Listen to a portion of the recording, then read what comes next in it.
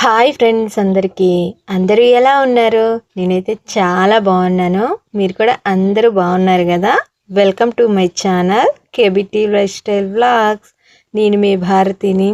నన్నైతే చాలామంది చాలా బాగా సపోర్ట్ చేస్తున్నారండి. వాళ్ళందరికీ నేను మనస్ఫూర్తిగా ధన్యవాదాలు చెప్పుకుంటున్నాను.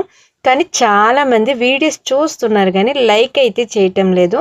ప్లీజ్ మీరు లైక్ చేస్తేనే నాకు మీకు ఈ వీడియో నచ్చిందా లేదా అని అర్థమవుతుంది.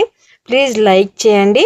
మీరు డైలీ ఫాలో అవ్వాలనుకుంటే సబ్స్క్రైబ్ చేసుకొని సపోర్ట్ చేయండి ఫ్రెండ్స్. మీకు ఈ వీడియో నచ్చితే కింద కామెంట్ చేయండి. ఇంకా నేను రోజు లాగానే తెల్లవారి 6 గంటలకు లేసానండి. లేచిన తర్వాత డైలీ లాగానే ఇంటి ముందు కసువు దోసి పేడతో కల్లాపు జల్లి ఇంటి ముందు అయితే ముగ్గు అయితే వేసుకున్నాను. మాకు కొద్దిగా ఎక్కువ స్థలం ఉంటుంది కాబట్టి నాకు ఈ కసువు దోసి కల్లాపు జల్లి ముగ్గు వేయడమే చాలా పెద్ద పని అనమాట. ఆ పనులు అయితే నాకు సగం పని అయిపోయినట్టేని. ఇంకా మా అత్త అయితే మా ఇంటి వెనకని చింత చెట్టు ఉంది. ఆ చింత చెట్టు కాయలు ఏరుకొని వచ్చి చింతపండులో పిక్ అయితే తీస్తుందండి. ఇంకా టిఫిన్ తినడం అయిపోయిన తర్వాత నేను గిన్నెలన్నీ దోమేసి ఎండలో అయితే ఆరబెట్టేశాను. దాని తర్వాత బట్టలు కొద్దిగా ఉంటే ఆ బట్టలు కూడా ఉతికేసి ఎండలో ఆరబెట్టేశాను. ఇంకా మధ్యాహ్నానికి కూర అయితే ఇంట్లో పెంచుకున్న వంగ చెట్లు ఉన్నాయండి. ఇంకా వంగ చెట్టులో కొన్ని కాయలు అయితే ఉన్నాయి. 1 కిలో దాకా కాయలు వచ్చాయి అన్నమాట. ఇంక ఇంట్లో కూడా కూరగాయలు ఏమీ లేవు. ఇంకా వంకాయలు తాలింపు పెట్టుకుందామనేసి వంకాయలు అయితే కోస్తున్నాను. కాయలు అయితే బాగా వచ్చిన్నాయండి. కాకపోతే చెట్లు చూడడానికి అంత బాగాలేవు. కొద్దిగా తెగుల్లాగా వచ్చింది. మందు కొడితే తగ్గిపోద్ది. కానీ మేము ఎప్పుడు మందు కొట్టమండి. ఆర్గానిక్గానే పండించుకుంటాం కదా. మందులు ఏం కొట్టకుండా పశువులు ఎరువే వేసుకొని మొక్కలను అయితే పెంచుతామండి. ప్రస్తుతానికైతే కూరగాయల మొక్కలు ఏమీ లేవు. ఈ వంకాయ చెట్లు మాత్రమే ఉన్నాయి. కాయలు చూడండి ఎంత బాగా వచ్చిన్నాయో, పెద్ద సైజు వచ్చిన్నాయి. నేను ఈ చెట్లో ఈ కాయలు కోయడం ఇదే ఫస్ట్ టైం కాదండి. ఇప్పటికి 10-15 సార్లు అయితే కోసాను. చెట్లు టైం కూడా అయిపోయింది. ఇంకా కాయల సైజు రాను రాను తగ్గిపోతుంది అనమాట. ఇప్పటికైతే పర్వాలేదు, కాయల సైజు బాగానే వచ్చింది. కానీ నెక్స్ట్ టైం నుండి అలా రాను తగ్గిపోతాయి. అక్కడక్కడ కొన్ని కాయలకైతే పుచ్చు కూడా వచ్చింది. వీటితో మనం పండించుకున్న కూరగాయలు తింటే ఆ ఫీలే వేరండి. ఆర్గానిక్గా పండించుకున్న కూరగాయలు తింటే ఇంకా టేస్టే వేరే లెవెలు. కానీ అందరికీ ఇలా పండించుకొని తినడం కుదరదు. మరి పక్క పల్లెటూరు కాబట్టి ఇంకా పండించుకుంటాము. కానీ ఇప్పుడు ప్రస్తుతానికి ఏం కూరగాయలు వేయకపోవడానికి కారణము మా మోటార్ అయితే చెడిపోయి ఉందండి. ఆ మోటార్ చెడిపోవడం వల్ల నీరు కొద్దిగా ఇబ్బంది అయ్యింది. అందుకని ఇంకా కూరగాయలు అయితే ప్రస్తుతానికి ఏమీ వేయలేదు. ఇంకా వేయాలి. కూరగాయలు వేసి కొన్ని ఆకుకూరలు కొన్ని కూరగాయలు అయితే వేసి పెంచాలని అనుకుంటున్నాము. కానీ ఇంకా ప్రస్తుతానికి అయితే వేయలేదు. నేనైతే ఈ వంకాయలన్నీ కట్ చేసేసి ఉప్పు నీటిలో వేసేసుకొని పక్కన పెట్టుకున్నానండి. ఫ్రైకి కాబట్టి తాలింపు అయితే వేసుకున్నాను పొయ్యి మీద. తాలింపు వేగిన తర్వాత ముక్కలన్నీ ఆ తాలింపులో వేసేసి మగ్గనిచ్చి కాసేపు వేగిన తర్వాత కొద్దిగా సాల్ట్ పసుపు వేసుకొని ఇంకొద్దిసేపు మగ్గనిచ్చి బాగా వేగిన తర్వాత ఇంట్లో నేను తయారు చేసుకున్న నల్లమిరప్పొడి వేసుకొని అయితే కూర అయితే రెడీ చేసుకున్నానండి. చాలా బాగుంది. ఇంకా ఇంట్లో ఉన్న కట్టెల పొయ్యి అయితే విరిగిపోయిందండి. పూర్తిగా అడ్డంగా అయితే పగిలిపోయి ఇరిగిపోయింది. మా ఇంట్లో అయితే ఎప్పుడు కూడా సిమెంట్తో తయారు చేసిన పొయ్యే ఉంటుంది. ఎందుకంటే మా పొయ్య బయట ఉంటుందండి. ఎండైనా వానైనా సరే ఆ పొయ్య తడవాల్సిందేని. అంటే ఆ పొయ్యి మీద రేకులు వేటి లేకుండా ఎప్పుడు ఎండలోను వానలోను తడుస్తూనే ఉంటుంది. అందుకని మేము మ్యాక్సిమం సిమెంట్ పొయ్యే పెట్టుకుంటాము. కానీ ఈ పొయ్యి అయితే విరిగిపోయిందండి. ప్రస్తుతానికి అయితే గ్యాస్ కూడా వస్తుంది. ఇంక ఇంట్లో ఒక్క గ్యాస్ దమ్మే ఉంది. అది అయిపోయిన తర్వాత బుక్ చేసిందాక ఆ గ్యాస్ వచ్చిందాక నేను మళ్ళీ పొయ్యి మీదే వండాలి. అందుకనేసి ఇంకా పొయ్యి అయితే రెడీ చేసుకుంటున్నాను అనమాట. మొత్తం విరిగిపోయింది కదా, అందుకనేసి బంకమట్టి తెచ్చుకొని ముందు రోజే నానబెట్టి అయితే పక్కన పెట్టుకున్నాను. ఇంక ఈరోజు బాగా బంకమట్టి అంతా పిసికేసి ఈ పొయ్యి అయితే నీట్గా మొత్తం కూడా నీట్గా రెడీ చేయాలని అయితే కూర్చున్నానండి.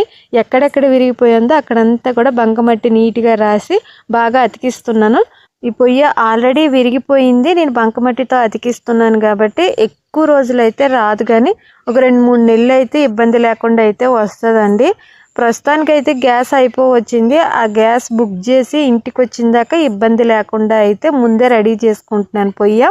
మామూలుగా అయితే ఇటుకరాలు పెట్టుకొని వండుకోవచ్చు, కానీ ఇటుకరాలు పెట్టుకుని వండుకుంటే నాకు ఎందుకో ఇబ్బందిగా అనిపిస్తుందండి. చిన్న దబర్లు పెట్టి వండాలంటే పడిపోతూ ఉంటుంది అనమాట.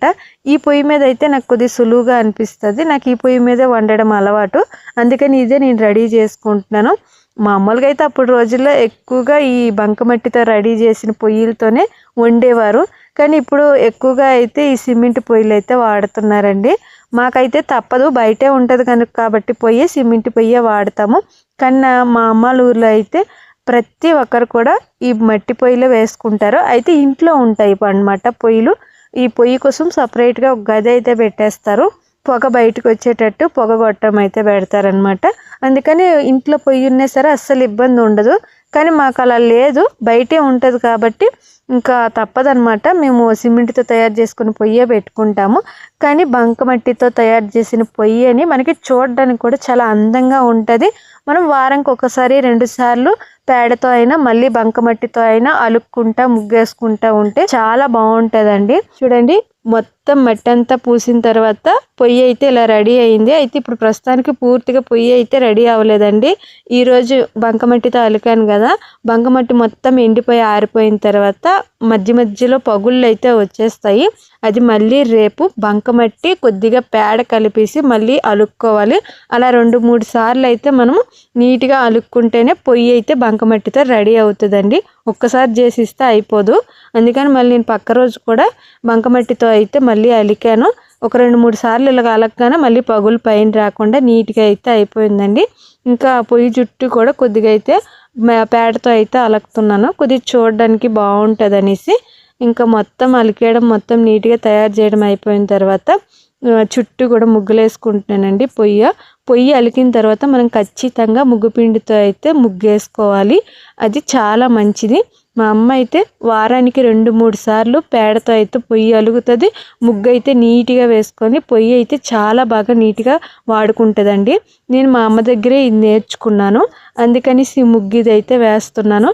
మామూలుగా అయితే మా అత్త వాళ్ళ ఇంటికి వచ్చిన నుండి నేను ఎప్పుడూ పొయ్యి అలకలేదు, ముగ్గు అయితే వేయలేదండి. ఎందుకంటే మాది మట్టి పొయ్యి కాదు కాబట్టి ఈ పనే ఉండేది కాదు నాకు. కానీ మా అమ్మల ఇంటికాడ ఉన్నప్పుడు నాకు ఈ పని అలవాటు అందుకని ఇక్కడ ఈజీగా సులువుగా అయితే చేసుకుంటాను. చూడండి, మొత్తం రెడీ అయ్యేటప్పటికి పొయ్యి అయితే ఇలా రెడీ అయ్యింది.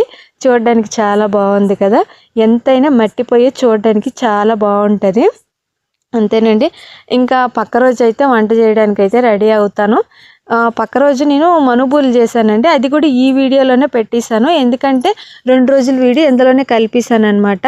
ఇంకా మా బన్నీగాడు చూడండి ఎలా ఆడుకుంటున్నాడో, మా వైష్ణుతోనైతే ఆడుతూ ఉంటాడు. మా వైష్ణు ఎప్పుడు చూసినా బన్నీగాడిని అయితే కొట్టేస్తూ ఉంటాడండి, అందుకని ఆ బండి కడవడానికి అయితే వస్తుంటుంది. ఇంకా మా ఆయన అయితే డ్యూటీ నుండి వచ్చేటప్పుడు కమలాకాయలు అయితే తీసుకొచ్చారండి.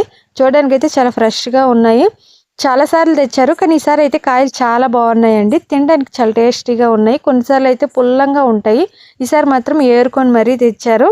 నేను మొన్నని వాడంబరాలు అయితే ఏరాను, అయినా సరే మళ్ళీ ఈ రోజుటికైతే పువ్వులు అయితే నిండా వచ్చేసాయండి.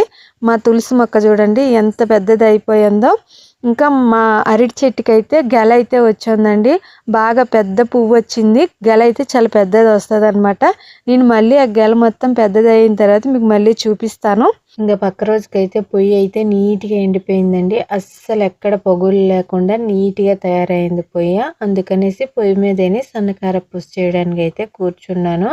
ఇంకా ఇంట్లో కొద్దిగా బియ్యం పిండి ఆ బియ్యం పిండిలోకి కొద్దిగా శనగపిండి అయితే తీసుకొచ్చాను, కొనుక్కొని వచ్చి అయితే చేయడానికి అయితే కూర్చున్నాను కానీ నేను చేసిన చిన్న మిస్టేక్ ఏంటంటే కరెక్ట్గా 5:30కి అయితే పొయ్యి మీద చేయడానికి కూర్చున్నానండి. కానీ అప్పుడు నా ఫోన్లో అయితే ఛార్జింగ్ అయిపోయి పూర్తిగా స్విచ్ ఆగిపోయింది. ఇంకా నేను వీడియో తీయడానికి ఆ టైంలో అయితే కూర్చున్నాను, కానీ ఇంకా తప్పలేదు, ఇంకా ఛార్జింగ్ పెట్టి మళ్ళీ వీడియో తీసుకోవాల్సి వచ్చింది. ఆ టయానికి రాత్రి అయితే 7 అయిపోయిందండి. ఇంకా ఆ టైంలోనే నేను వీడియో తీస్తా ఈ కారపూస అయితే చేసేసాను. చాలామందికి అయితే పొయ్యి మీద చేసేది అలవాటు ఉండదు, మ్యాక్సిమం గ్యాస్ మీద చేసుకుంటారు. కానీ నాది ఆల్రెడీ గ్యాస్ అయితే అయిపోవస్తుంది కదా, ఆ భయంతోనే ఇంకా పొయ్యి మీదనే చేసేసాను. నాకు కొద్దిగా పొయ్యి మీద చేసేది అలవాటు ఉంది, ఎప్పుడైనా టిఫిన్ కానీ కూర కానీ ఇలాంటివి కూడా చేస్తాను. టైం ఉంది అన్నప్పుడే చేస్తాను. లేదు టైం లేదు అన్నప్పుడు గ్యాస్ మీదే చేసేస్తాను. ఇంకా పిండి వంటలైతే ఖచ్చితంగా పొయ్యి మీదే చేస్తానండి. ఎందుకంటే పిండి వంటలంటే చాలా ఎక్కువగా గ్యాస్ అయిపోద్ది. అందుకనేసి ఎక్కువగా నేనైతే పొయ్యి మీదే చేస్తాను.